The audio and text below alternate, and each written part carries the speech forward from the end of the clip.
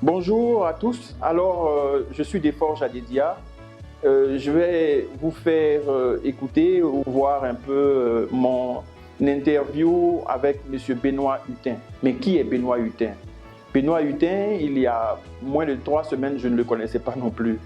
Alors, c'est suite à la publication d'une vidéo, une série de vidéos sur les musiques rétro, comme on aime bien dire, les musiques anciennes, sur nos souvenirs, que j'ai décidé de rédiger un petit texte sur la musique. Pour moi, c'était connu de tous qu'il s'agissait de Benoît Hutin, le concepteur donc, de la mélodie que vous venez d'écouter, donc, qui a permis effectivement à Canet Sondé de remporter effectivement un prix international de publicité, de films publicitaires qu'on appelle l'éléphant d'or un peu partout dans le monde. Et pour tout le monde, c'est Canet Sondé. Mais on a du mal à faire la part des choses entre le montage vidéo et le son originel. Donc le son, c'est l'œuvre entièrement, c'est l'œuvre de M. Benoît Hutin. Et donc j'ai eu l'opportunité après mes recherches, et surtout grâce à l'engouement des TikTokers. Donc, grâce à vos engouements, 200 000 vues, pour moi, c'était pour une page qui a été créée en moins d'un mois. Pour moi, c'était beaucoup. C'était aussi un signe de la volonté des Ivoiriens d'en savoir plus, ou même des internautes du monde entier. C'est pourquoi donc, il m'a accordé cette interview que je vous invite à pouvoir suivre. Merci. Bonjour, un petit coucou de la région toulousaine en France. Je m'appelle Benoît Hutin, je suis compositeur de musique. Je remercie Adédia Desforges et surtout Canet Sondé qui avait utilisé une de mes musiques dans les années 80. Elle s'appelle Influence. Elle servait de générique pour la radio-télévision Côte d'Ivoire. Je la remercie beaucoup. J'espère un jour vous voir en Côte d'Ivoire. Peut-être à bientôt.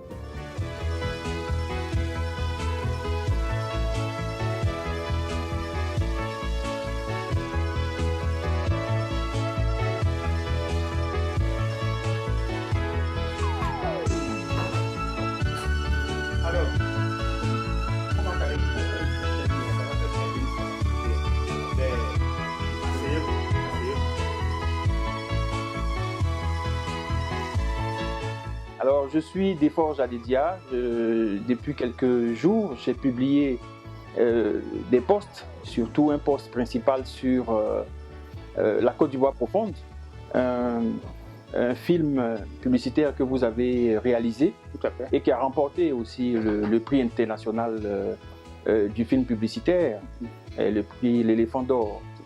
Alors, dans le post, je disais que la musique de soutien de ce reportage-là, ou de cette vidéo, était de Benoît Hutin. Donc j'ai enregistré de nombreuses réactions, parfois négatives et positives. Donc je reviens aujourd'hui pour avoir véritablement votre version sur l'origine, voilà, de la réalisation. Comment est-ce que les choses se sont déroulées? Ok. C'était en 1983. Je venais à peine de commencer à travailler à la télévision avec la fougue de jeunesse qui m'habitait. J'avais voulu mettre en exergue le fer de lance en son temps pour le développement de la Côte d'Ivoire. C'était l'agriculture. Et donc, j'avais pensé à faire donc un ramassis d'images des richesses agricoles de la Côte d'Ivoire, puisque la Côte d'Ivoire se prévalait d'un pays riche de son agriculture. Très bien. Et en son temps, le directeur s'appelait Ben Mango. Je l'ai approché et puis il m'a donné son accord. Et il a mis, durant la direction de la RTI, a mis à ma disposition une équipe de réalisation. L'équipe était composée de Yassé Loukra comme caméraman, Anou Mathieu comme ingénieur de son et moi-même comme réalisateur. Et nous avons fait le tour de la Côte d'Ivoire pour filmer les richesses agricoles en son temps qui existaient. Et donc, lorsqu'on a fini, je suis rentré à la télé et puis j'ai fait le dérochage, j'ai monté l'élément. Mais mon idée, ce n'était pas de mettre un commentaire en longueur sur le film, c'était tout juste illustrer ça par une belle musique et donc trouver une chute qui devrait marquer les gens. Ça m'avait habité, c'était un rêve qu'il fallait réaliser. Donc, nous avions en ce temps aussi un service qu'on appelait le service de mixage, tenu par un monsieur qu'on appelait Ablé Patrice. Et c'était une cellule où se trouvaient les disques. Les disques, quand tu veux faire un film, pour illustrer le film, tu t'en vas là, tu choisis la musique qui te plaît, qui sied à la réalisation de ce film-là. Et puis donc moi ici, je suis allé là-bas, puis j'ai fouillé tous les disques qui étaient là, qui étaient présents, et je suis tombé sur l'album de Benoît Hutin. Synthetic Man. Synthetic Man, ça s'appelait. Et cet album de Benoît Hutin porte 10 titres, 5 sur la face A et 5 sur la face B. C'était des disques, hein, c'était pas clé USB et tout ça, non. Et donc, sur la face A, j'ai écouté toutes les musiques, et puis il y avait un morceau Influence que vous connaissez, qui a donc fait l'objet de la réalisation de ces films-là, que j'ai retenu. Et quand j'ai fini de monter, cadencer les images sur donc l'articulation de ce morceau, il fallait trouver un générique à ça. Bon, le générique, c'est une autre affaire. Donc, vous savez, un générique, c'est un ensemble d'images et de sons. Et j'ai trouvé un jeune qui était infographe, on l'appelait infographe, et j'ai lui dit de me dessiner la carte de la Côte d'Ivoire. Il l'a fait sur un fond bleu. C'était le système d'incrustation en son temps qui permet de découper une image dans l'autre. Ça, c'était la technique d'avant. Il n'y avait pas d'ordinateur. Et donc, je lui ai dit de faire ça sur du bleu. Et donc, c'est ce qui a permis d'avoir, quand vous regardez le film, il y a la carte de la Côte d'Ivoire qui est à l'intérieur de laquelle j'ai mis l'image de Koué-Boigny, ou j'ai mis l'image de etc., etc. Et donc, quand c'est fini, ça c'était la partie image. Partie son, je suis allé sur la face B de Synthetic Man, c'est-à-dire l'album de tout à fait. Et j'ai pris le premier morceau. L'entame du premier morceau, c'est ce qui fait le boum, boum, boum. Là. Si vous avez le disque, vous pouvez remarquer. Donc j'ai piqué ça pour mettre ça au début, avant d'entamer le film, enfin, disons, le morceau Influence. C'est comme ça que j'ai monté l'élément. Et quand j'ai fini, j'ai présenté ça au directeur qui tout de suite m'a demandé, il a demandé au responsable de la production de la période de mettre ça à l'antenne.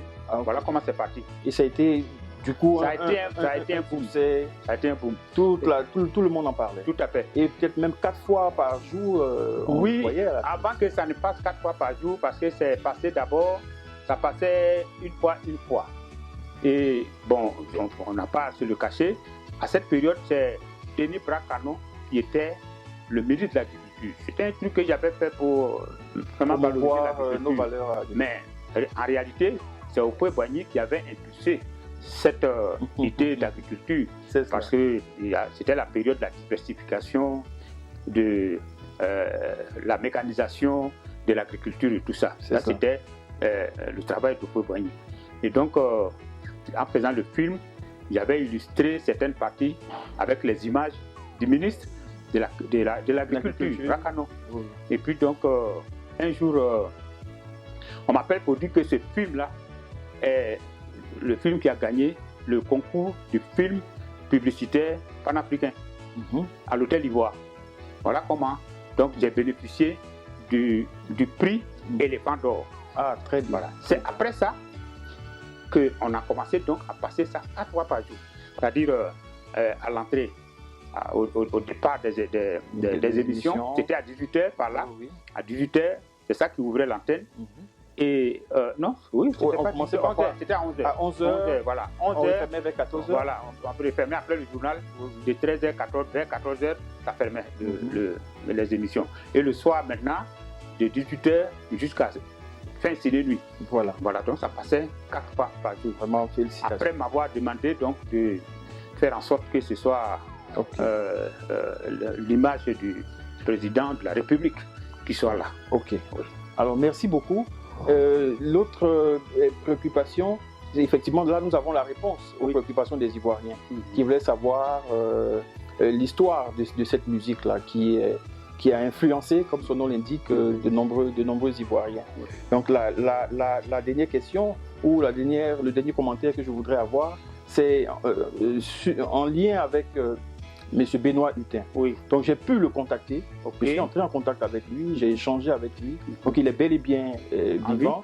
Et il a vu également le reportage. Il est très, très, très heureux de voir le reportage.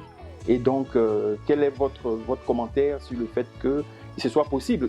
Aujourd'hui, vous deux, vous êtes probablement à la retraite, qu'on puisse envisager la possibilité. Nous sommes des musiciens, nous sommes des visionnaires. C'est cela. Et lui, il est en France là-bas, moi je suis en Côte d'Ivoire ici. Et il y a longtemps que j'ai mis en ligne cette musique, ce kaléidoscope. Je suis doublement content de savoir que Benoît Hutin a bénéficié de la grâce de Dieu. Il vit encore. La deuxième joie, c'est le fait que lui-même, il apprécie le travail que j'ai fait. Que je n'ai pas été, je n'ai pas fait l'objet d'attaque. Il aurait pu dire, bon, ça c'est ma musique, pourquoi il l'a utilisé sans mon autorisation et tout ça.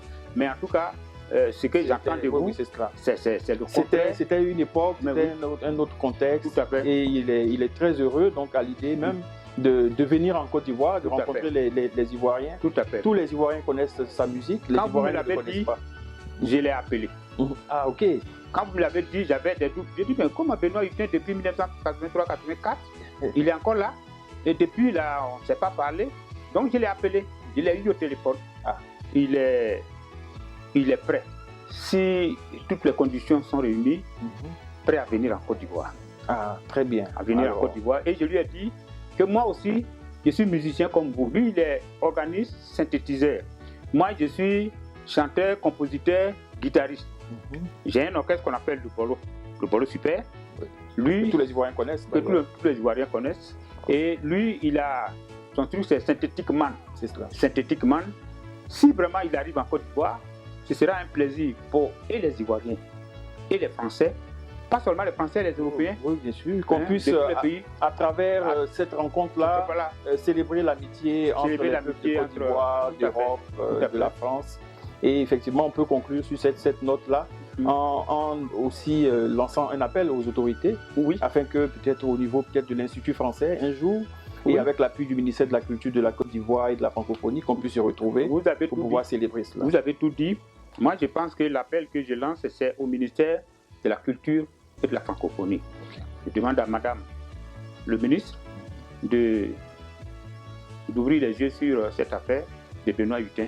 C'est une musique qui a servi la Côte d'Ivoire, pas seulement la Côte d'Ivoire, mais même au-delà de la Côte d'Ivoire.